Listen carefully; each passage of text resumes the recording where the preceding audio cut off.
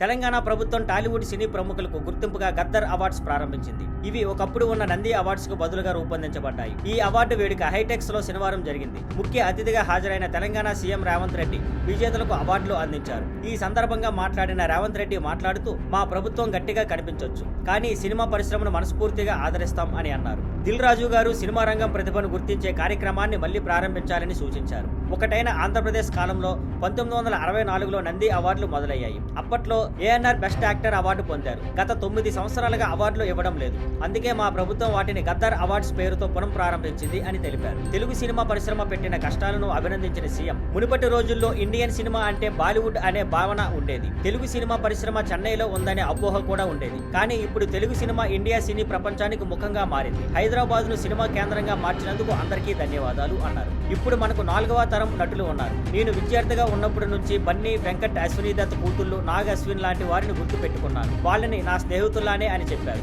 మా ప్రభుత్వం కఠినంగా కనిపించినా మిమ్మల్ని ప్రేమించేదే సినిమాలను మరింత అభివృద్ధి చేయాలన్నది మా ఆశయం అన్నారు రేవంత్ రెడ్డి. 2047 నాటికి తెలుగు సినిమా హాలీవుడ్ స్థాయికి చేరాలని ఆయన పిలుపునిచ్చారు. తెలంగాణ రైజింగ్ 2047 అనే కార్యాచరణలో సినిమా రంగానికి ప్రత్యేక అధ్యాయం ఇవ్వాలని చెప్పారు. హాలీవుడ్ ను హైదరాబాద్ కు తీసుకురాలేమా? మీరు ఏం కావాలన్నా అడగండి, అందిస్తాం. నేను ఇంకా 22 ఏళ్లు రాజకీయాల్లో ఉంటాను. మీకు ఎంతవరకు చేయగలనో చేస్తాను అని రాజమౌళి గారికి టాలీవుడ్ కు హామీ ఇచ్చారు. ఇకపోతే ఓల్డ్ సిటీకి చెందిన గాయకుడు రాహుల్ సిప్లిగంజ్ నాటు నాటు పాటతో ఆస్కార్ గెలిచి రాష్ట్రానికి గౌరవం తీసుకొచ్చాడని పేర్కొంటూ ఆయనకు గుర్తింపు ఇవ్వాలని ఉప ముఖ్యమంత్రి బట్టి విక్రమార్క గారిని కోరారు.